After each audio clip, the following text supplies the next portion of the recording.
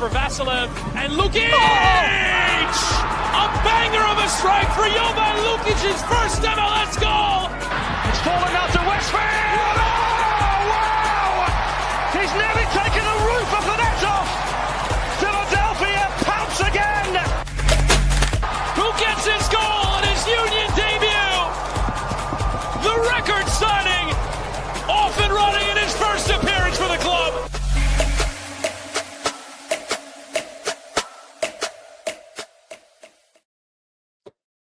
Hello and welcome to the Free Kick Podcast. My name is Todd, and still on vacation, which means I was unable to join this fantastic interview you guys are about to listen to between José Nunez and former Philadelphia Union midfielder Danny Cruz, current Louisville City manager.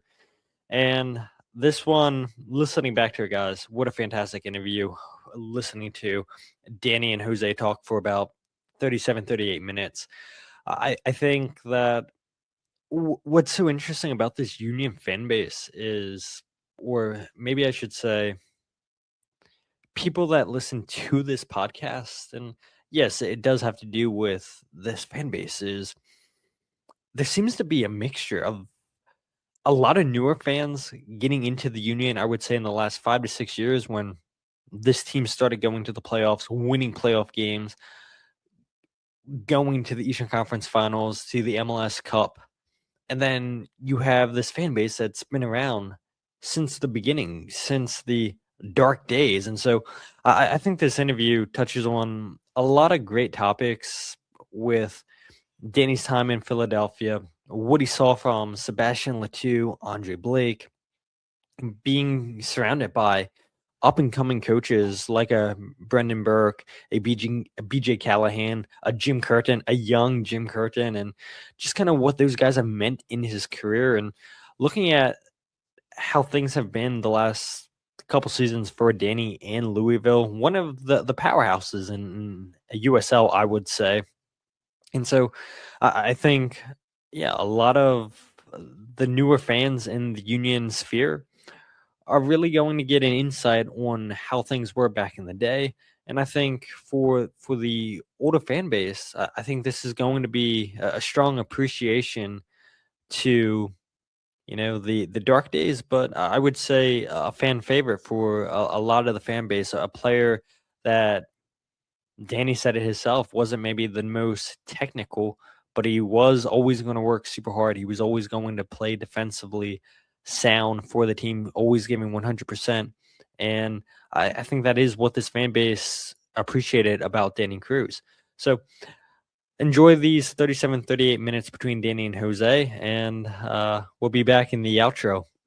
Danny, such a wonderful opportunity here. I must admit, I wasn't expecting such a quick response from the media team to get a hold of you, though it's much appreciated, as I actually sent the email while I was in an airplane going from San Francisco to Seattle on a work trip, and even within that time, it was a pretty quick turnaround. So I appreciate you sharing some time. I know you're busy. How are you doing? How are things looking in terms of the upcoming season?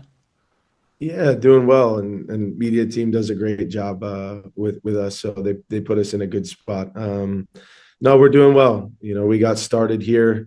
The weather's been a little bit insane, that's for sure, but we're getting through that. We're going to be out of here right before probably 15 inches of snow comes in, so we're gonna make sure that we get into a little bit of a warmer weather. No, that's awesome. I'm glad to hear it, and I must admit, just from the rip, what an exciting slate of preseason matches. I had sort of heard through the grapevine what you guys were thinking, and then to ultimately see it officially was great, because I don't know that, and you can correct me if I'm wrong, but it doesn't feel like USL teams, or not many of them, go ahead and challenge some of the big boys per se when it comes to preseason within the MLS circuit, though I think that's becoming more common. Just great that you're putting some of these guys just up against what is technically the higher end of the pyramid with Seattle as example. What's the thinking behind that on your end? Yeah, I think we've built some really good relationships with some of those Major League Soccer clubs. I think they feel it's beneficial as well, where they get a game that they feel is going to challenge them. At the same time, not have to play another MLS team that they're going to play in the regular season. For us, it's a good opportunity to be able to travel and get the guys away into some better weather. Obviously, the games are challenging and present different pictures that maybe we haven't seen in the previous year. I think the players obviously feel a sense of pride to be able to play against MLS teams, and that's something that we want them to feel, and we want to obviously continue to challenge ourselves, especially in preseason as we're ramping up to try to prepare for the regular season. Yeah, and to me that's exciting. Hopefully, I don't know if that's something that is shared now or going to be shared at some point. I don't need an answer, but I'm hoping that there's a way to watch some of these games. I know that most of them tend to be closed door, but I am actually so intrigued about the roster that you're building, despite some of the pieces that have obviously left. But even the pieces that you brought in just sort of excite me. So I hope that there is a way to tune in and watch. Yeah, I think we typically, when we're at an MLS facility or stadium, we respect what they want from the game with regard to that. I'm not sure what's going to be streamed and what's not. I know that here in Louisville, we're going to give our fans an opportunity to be able to see 2 of our games when we get back into market. But as far as when we're gone, at the moment, I don't think anything is planned. Well, hopefully there's somebody sneaking an iPhone on a tripod that can do some. Sure, there will be some sort of stream, because I'm genuinely curious about 2026 for you all, and in a lot of positive ways, to be quite blunt. Though I want to sort of go back a little bit, if you don't mind, to kind of ask you some questions about your time in Philadelphia, because obviously I do a lot of work in reporting and writing about the Union, and obviously to me, I would say obviously you were there during such an interesting time of that club, as it was sort of just getting started. I see a little faint smile coming from you, so I'm eager to hear sort of your thoughts on that early stage of an MLS club. Obviously, you spent time with Houston, you spent time all across the globe, but to be part of some of those early stages of MLS, or I should say stage of a club within MLS, what was that like for you? Yeah. Well, first, I would say I loved Philly when I was there. I really felt connected to the city because of the type of people that obviously live there. I looked at it as a blue-collar, hardworking city with blue-collar, hardworking people. With regard to the Union in itself, for me, it was an honor to be able to spend as much time there as I did. I think that, at that time in MLS, the standard was certainly different than it is now in MLS. I was fortunate to make a living on my work rate and my ability to cover ground and the no fear, but I wasn't somebody that had immense technical quality or was I would say going to change the game with the ball at their feet. But every manager, I think, knew that I would do the defensive work that comes with playing out wide. The club in itself, man, the growth has been amazing to watch from afar. There are still people employed by the club that were there when I was there that I still have relationships with. I have so much respect for what they have been able to do. It's been amazing to also see the development from afar, obviously. Both when you look at around the stadium, when you look at the training ground, I'm going to assume, I don't know if this is true still, but that YSC plays a role in that as well from a youth development standpoint. It was the same when I was there, but things have definitely come a long way. We were driving to Westchester to a small field from the stadium. back when I was there, and now it's right there for you. So nothing but positive things to say about the club. From my time there, I was fortunate to be able to spend as much time there, and as happens in football, the next opportunity comes, and you try to take it.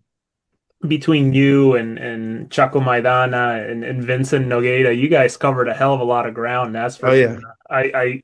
I don't know if this is true, but I just remember hearing and obviously seeing it too. So like Chaco was just eating ground like it was no one's business with the way that he would move around. And I'm sure it was probably such a benefit in terms of the playing style. I just wish it would have lasted longer. Same with Vincent in terms of sort of his departure there, halfway through that one season. Yeah, very good players, very good people. Vincent was super soft spoken. Chaco was he was a character in himself, but didn't speak a ton of English at the time. But a great human being, both really kind and both really good soccer players as well. In their own ways. So I guess this is a follow-up in a way, in terms of two players that I would say maybe you're honored or certainly appreciate sharing the field. I reckon you probably appreciate sharing the field with anybody, obviously being there for the same mission of winning a cup or winning something, period. But when you were there, did you sense that Sébastien and Andre would go on to have the careers that they have? And the reason I bring them up is obviously Sébastien already printed into the Ring of Honor, obviously Yeah. speaking into the microphone, did incredible things on the field and certainly off the field. So eager to hear about your thoughts on Sébastien, but then on Andre. When he came into the league, he was just, a kid, and to see sort of the longevity that he's had and shown within Philadelphia, did you have or see any signs that he would have the career and sort of the path that he has had? And obviously, as I understand it, many opportunities to have gone abroad but chose to stay in Philadelphia. Did you sense that he was going to have the career that he had? Yeah, I don't think I would say I knew how it would end up for sure. But the one thing when he came in, he was really special with regard to shot stopping. I mean, really, really special. You look at small-sided games, and he was saving everything, even as a young kid. I think when you look at the work that he has put in, when you look at from afar again, what I perceive to be his leadership within the group. When you look at the fact that he has chosen to stay at a club as long as he has, I think it's a testament to his character. I also feel it's a testament to the club as well as the city, right? Because ultimately, if a player wasn't feeling comfortable or making it or feel like home for him, more often than not, when someone has the quality that he has, you go somewhere else. So, I think there are a lot of moving pieces to that, but I'm not surprised that he is where he is today for sure because of the qualities that you could see when he was younger. When you look at Seba, obviously should be in the Ring of Honor. He was somebody that could run all day, that's for sure, but he had a lot of quality in front of goal as well. A lot of experience, and it's awesome to be able to see him continuing, doing what he's doing now. I think this question will probably ring close to home, A, because you experienced it, but B, you've sort of become, I guess, more and more of a keystone within Louisville. And I'm intrigued. During your time in Philly, that one season specifically, you went through three different managers, if I recall correctly, right? With Peter and then Hackworth and then Jim. I think it was just like a quick, or was it over two seasons? I can't recall. No, it was just hacking Jim. Okay, so let me Yeah. ask you this. How difficult is it for a player to deal with that type of change within a season? Because, we in the press sort of just say, okay, there's a new phase coming in. Let's see how it goes. But I don't think that those watching and those reading and listening, etc., really grasp how difficult I think that can be for a player? Yeah, I think when you look at coaching changes at any organization, it has different effects on different players, right? I think for one, it certainly puts an opportunity in front of everybody to go, okay, it's a clean slate. Let me try to prove I should be doing X, Y, or Z. There's the emotional part of it as well, right? You have connection, you build meaningful relationships, and then all of a sudden someone is gone. At the same time, though, in our industry, in this sport, it can happen at any time, right? And as a player, you don't have a choice but to make sure that the next day you go on the field and you give everything that you can. We talk a lot about there's things that players can control and there's things that they can't control, right? A coaching change is something that they can't control. But what they can control is their reaction to it and making sure that, as I said, going back on the field the next day, you put yourself in the best position possible with whoever is put in charge. So I would say it's certainly not an easy thing, but players also understand that they don't have a choice. They have to come back to work and they have to work hard and they have to put themselves in the best light possible. Do you believe that the new manager bounce is real? I think just in general, you mean? Yeah, in general. Yeah, I think it can have. I think it can have a short-term positive effect. I also have seen it have a long-term positive effect. Got it. Yeah. One thing is for sure, the next game is going to look different than it did the game before. That's for sure.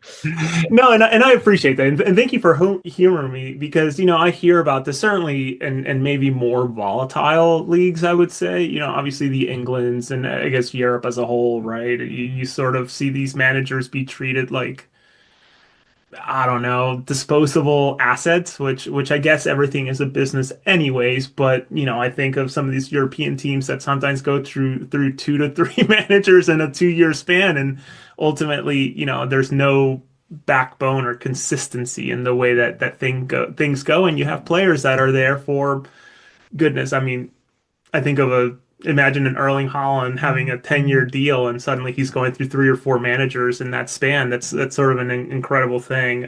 So I appreciate you sort of just sharing that. While you were in Philadelphia as well, you got to work, witness, get to know some coaches that have just become household names, per se, in terms of a BJ Callaghan. I'm just looking at Mike Sorber, Brenden Burke, Rob Bertugian as well. Have any of these guys influenced you both in, I guess, both ways as a player while you were there or a playing period and now as a coach? Yeah, I think first, when you look at BJ and what he's done and where he's at now, it's impressive to see obviously the growth and that was, man, what was that? That was a while. Yeah, that was a long time ago, but still have been fortunate enough to be able to speak with him. I've over time spoken with Rob. Obviously, I see Brenden at least twice a year now.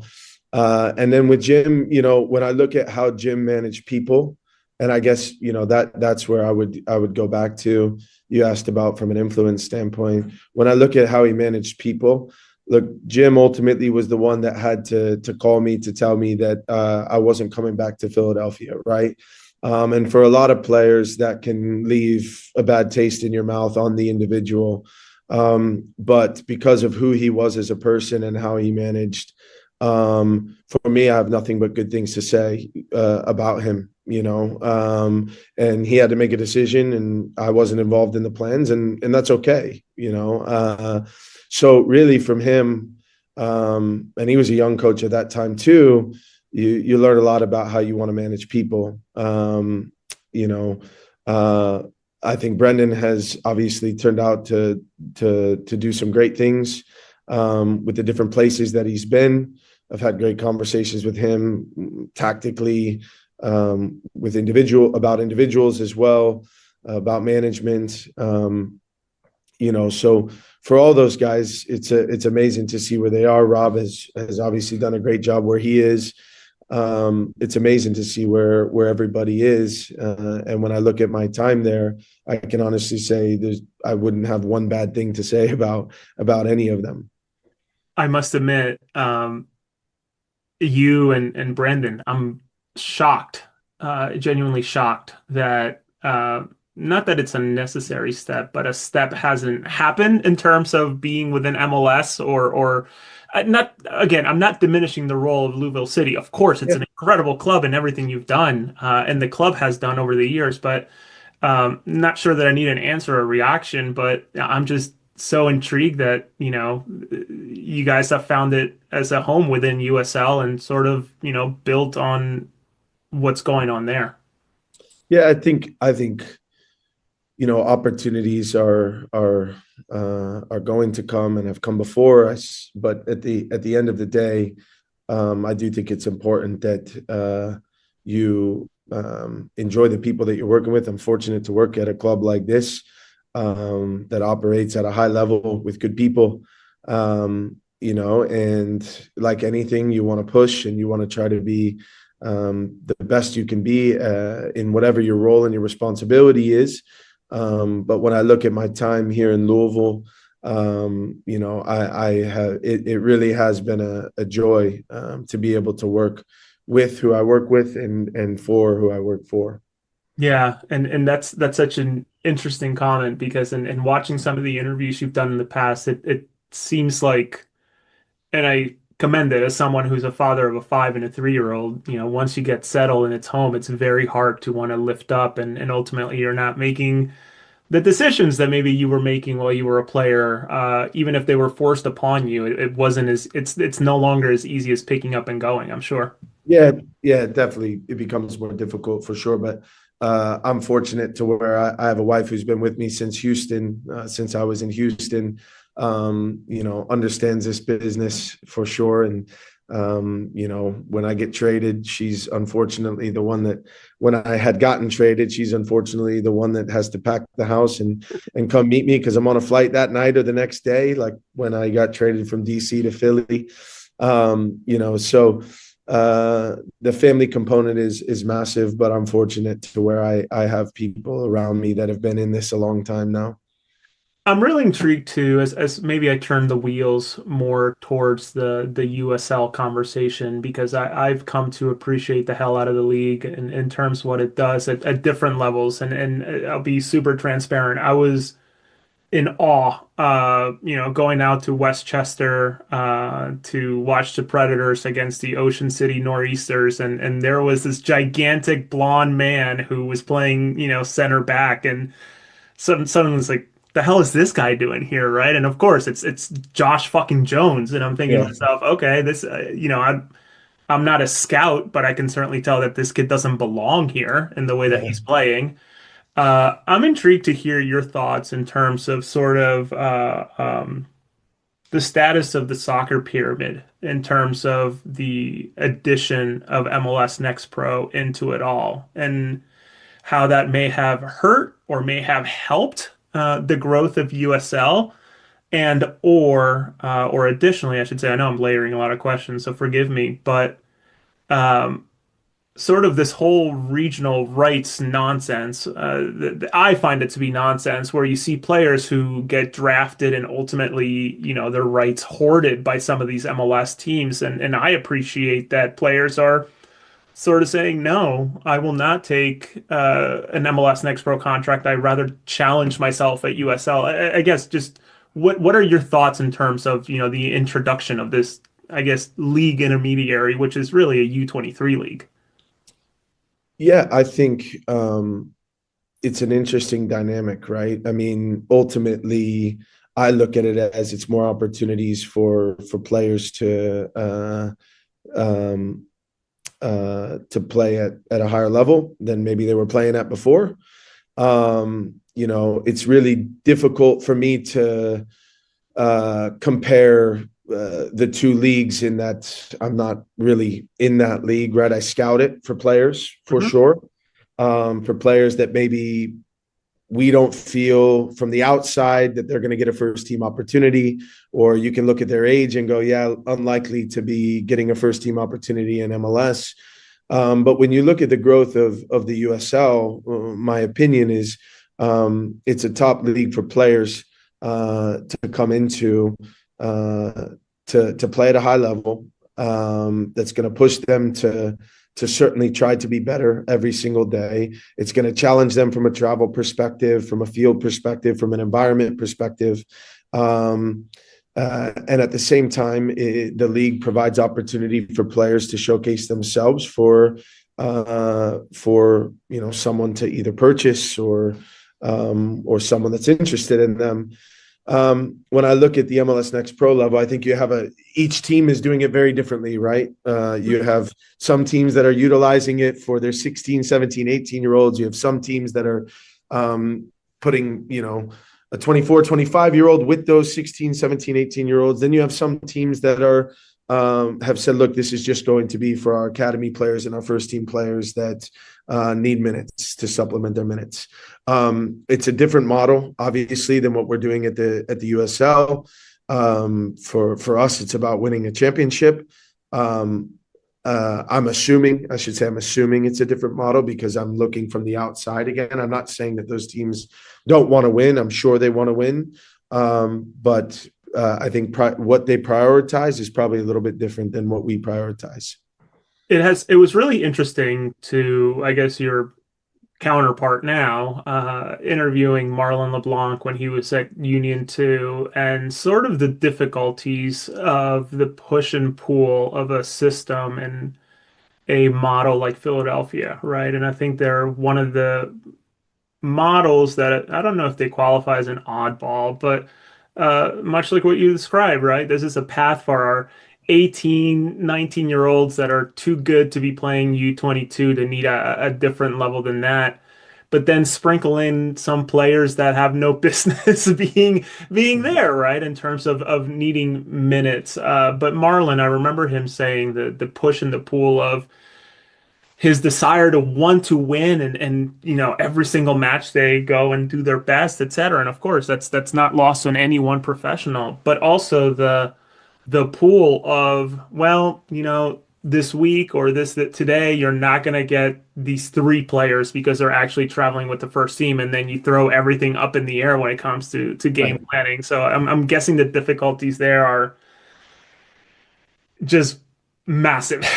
Yeah, I think that's a big, it becomes really difficult for those type of coaches. You plan for a training session with 16, and then all of a sudden you have 12 because the first team needs something, but I will say also that typically those people in those positions are better for it at the end of it because they've had to go through problem solving in different ways, and they've had to figure out different ways to put on a competitive training session that's going to help people develop. And so it brings different challenges. We all have challenges. That brings different challenges for sure. But that is the positive in our environment is I know who I'm going to have every day. I know what my roster looks like. And I'm not going to have to worry that at 7 a.m, I'm going to have to make an entire change to a training session. What I've really come to appreciate about Louisville City in terms of learning more about the club, obviously watching it, following, etc., is the growing importance of building through the academy in terms of, Jogo, and I can just go on and name countless players, right, that have worked their way up. Would love to hear from you about the added component of development and recruitment when it comes to USL League Two. How is that going to help? How do you plan on leveraging it? Yeah, so here at our club, we've already started with regard to identifying players that we feel would be a good fit for USL League Two. We have a coaching staff in place for that as well. And I think when we look at our pathway, we've just added another component to that pathway. So when a player goes away, for college, right? And then ultimately we can make sure that if it's what they want, that they can come back and we can provide them an opportunity in our environment to get games, competitive games. So we look at USL League Two as just another pillar in our pathway to help prepare and identify talent that we believe has the opportunity to contribute at a first team level at some point down the line. Yeah, and I think that's a golden opportunity, right? Because it's sort of feels like another way to spell out what Philadelphia has done, right? And in terms of, how much weight the Grahams and everybody involved have put into what was YSC, now the Academy. If Danny, I don't know when's the last time you were in the city, Philadelphia or Chester specifically, but some of these facilities are just incredible that have sprung up over the past year or two. It's unbelievable to see what they're building and sort of, really leaning their shoulder into um, giving young men the pathway in front of them and keeping it all in house to then ultimately, 95% of clubs in the country and the world are selling clubs, and the union are they're not exempt to that. And Louisville City is obviously not exempt to that either. It's amazing to watch. But what I want to ask you next is, obviously you were a fierce competitor and continue to be one on the sidelines, but I'd love to hear sort of how much coaching and being from the sidelines, navigating from the sidelines, has changed you as a person versus what you were within, the field. Yeah, I think I'm still pretty similar. Wear my heart on my sleeve. You'll know how I'm feeling for sure. I think that when you look at the transition from playing to coaching, it's obviously a lot different, because when you're on the sideline, you also have to make decisions in moments that you feel are going to give you the best chance to get the result. You're also managing people, right? And you're trying to get the best out of those people. But I try to pride myself on being authentic, on being who I am, on players knowing who I am, on myself knowing who the players are. And my belief is building those meaningful relationships ultimately will put you in the best position possible to win games. I've tried to do that, since I became a coach here. I will continue to try to do that. I'll continue to make mistakes, but I'll continue to try to learn from those mistakes as much as I can. In talking about that, I was watching an interview that I think you did 2 years ago or whatever it was, with WDRB News, and you sort of had talked about, one thing you wanted to work on was to sort of not dwell too much on the lows and also not bask too much on the highs, and in terms of a coaching season. How is that going, and how are you practicing that nowadays? Because obviously 2025 was an incredible season for you guys, and I was doing a lot better at that until 2025 playoffs. I think the biggest thing it comes from is the responsibility that we all feel to the club and to the community. We're very fortunate to be where we are. The 2025 loss was a gut punch. Obviously, you lose one game in the regular season, and to lose when we did, and we really didn't seem ourselves. And I think that was the disappointment for all of us, players and my staff and myself included. But I think I've done a much better job of trying to stay present in the moment, in the day, not allowing result to dictate feeling or how I choose to manage, but ultimately just looking to solve an issue when we see it, and working collectively with the staff to put what we can in front of the players to be better.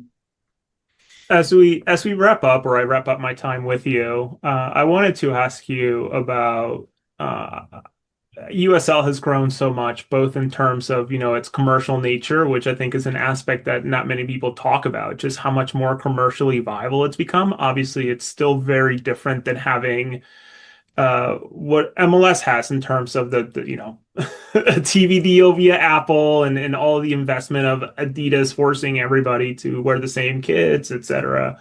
Um, what are you most proud of the growth in USL since you played in it and now coach within it? That's obviously a wide span, but Yeah. what are you most proud about that USL has accomplished since then?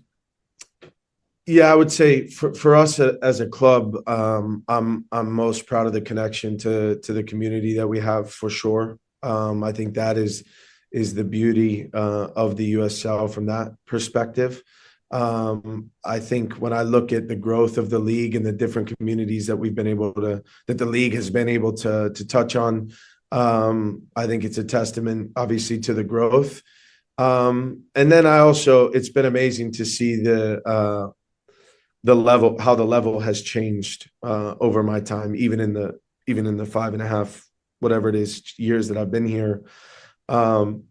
It's the quality has skyrocketed, and there are some really good players, as you can see, obviously, from sales and things that are going on. So, but all in all, I just think the way that we here in Louisville and then other clubs in the USL have been able to be in touch with the community is something really, really proud of. The fan culture where you're at right now is, I think, bar none, if not the top. Just incredible to see every time I tune in to watch. I haven't been fortunate enough to be there, though. I hope to correct that at some point soon. Yeah, we got to change that.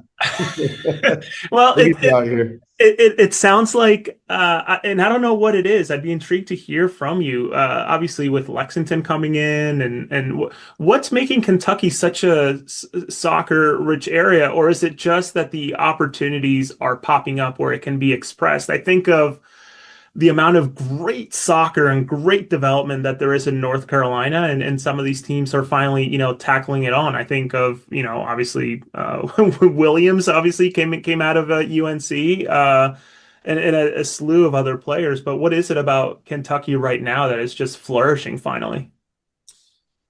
Yeah, it's been amazing to see the growth in Kentucky, in the city as well. I think this club was built with owners that believe in the community, that wanted to be able to give back as well. And you now look at our academy and the growth in that. You look at today at 5 o'clock, there's going to be 300 kids outside my window, about to train. This is a special place. It's got a lot of young talent as well. But it also has a club that provides a pathway. And I think that that is key. We talk all the time about the fact that a player can go to high school down the road from here and really believe that one day, they're going to be able to play at Lynn Family Stadium downtown with their name on the back of the jersey, right? And I think this is something that we take a lot of pride in here in Louisville for sure. And we're going to continue to do that because it's who we are, and we believe in our academy. We believe that our coaches do a great job at the academy level, and we believe that we have a staff here with the first team that believes in the young players as they are coming up and gives them opportunity when that time is earned. I love that because having grown up in the Berks County area here in Pennsylvania, once I moved to the States from South America, you sort of described what my dream was. Obviously, I was not talented enough or probably committed enough to do it. But man, I remember going to watch Reading United games and thinking, shit, maybe there's a chance where in the world I can, make my way to the Philadelphia Union. So I appreciate that cities organizations like Lou City can sort of continue to keep that alive because obviously Philadelphia has decided to go a different route in terms of how they build, and it's worked for them, of course. But I think there's something special again to what you're describing of a, high school kid, middle school kid who shows up to, for me, Reading, for them, Lynn Stadium to go watch and just dream, right? And I think that's the biggest part of it. No, for sure. For sure. I agree. I guess just two final questions, and they're, just quick one. How proud are you of Bodo Glimt this week, considering what they achieved in the Champions League? Oh, it was incredible. Yeah, well, I mean, it was incredible. I loved everything about it. I was having flashbacks to my time there. It's a beautiful little city with amazing people. And it's been amazing to watch the growth of that club. It really has. So I was super proud. I can imagine. I'm sure you probably wanted to whip out one of the jerseys that you probably have somewhere in a closet, unless your wife made you get rid of them. Oh, no, I got it still. Can't fit in it anymore, but I got it.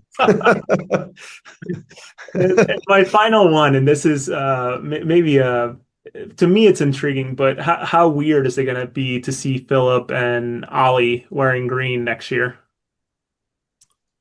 Yeah, I mean, it's just more motivation to make sure we go and get the win. No, they're great. They're great people. Those are business decisions, obviously.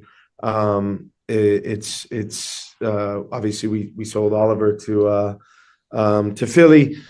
But that for him, he felt it was the next best step for him, and I'm excited to see what they do when they're not playing Louisville City. And then I guess finally, when I do make it out there, what's the best place to eat? Where am I going? I'm intrigued now that you've been. Oh man, what type of do you like? Cuban food? I love Cuban food. Are you kidding me? Yeah, I love it. There's an awesome place not too far from the training ground, about 5 minutes downtown, called La Bodeguita. Great place. That would be number one recommendation for you if you like Cuban food. Love it. That and a cafecito. We're set.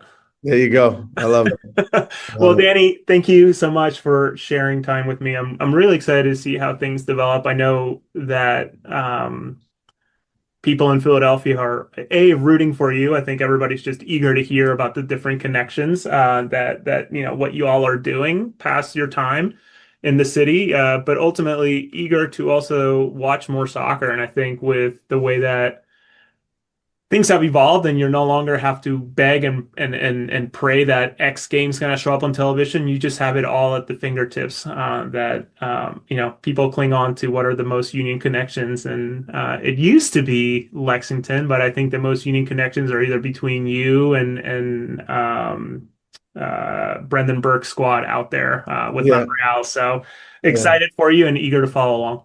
Well, I appreciate it. It's great to talk to you. Of course. Thank you so much.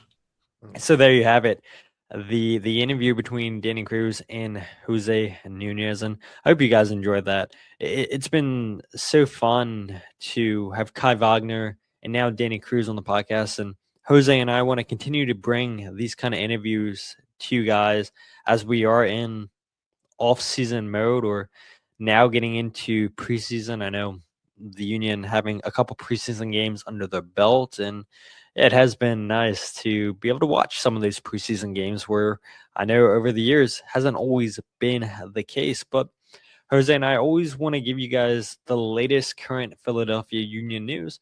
But we also talked about before this offseason officially got underway, how can we continue to give you guys good content? What can we continue to do to keep you guys engaged? And doing these type of interviews is exactly what we wanted to do. So hopefully we can continue to be successful getting former players to come onto the podcast, maybe former staff members onto the podcast and talking about their time in Philadelphia to kind of tie it in with the older fan base and the current fan base. And we've had so much positive feedback for the Kai interview, and I'm sure we're going to get positive feedback for the Danny Cruz interview as well. So we appreciate you guys taking time out of your day listening to these interviews, and we want to keep them coming. But if you guys aren't following the podcast on Twitter, Instagram, or Facebook, follow at Free Kick Pod, wherever you get your podcast of The Free Kick. Make sure to check out the YouTube channel where we are live every single podcast, youtube.com/freekickpod. And you can also check out the goals breakdown videos there as well.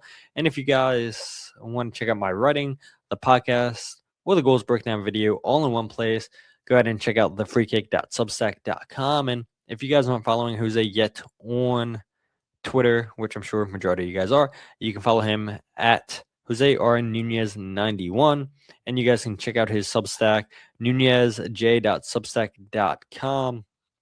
As always, all those things are linked in the bio, and yeah, we'll see what we have in store for you guys next. I know there is some Union news that has been announced. I know there's been some press conferences, and yeah, I'm sure you guys would want to hear our thoughts on what was said. And so we'll come back and talk about all those sorts of things. But until then, my name is Todd, and this is the Free Kick Podcast.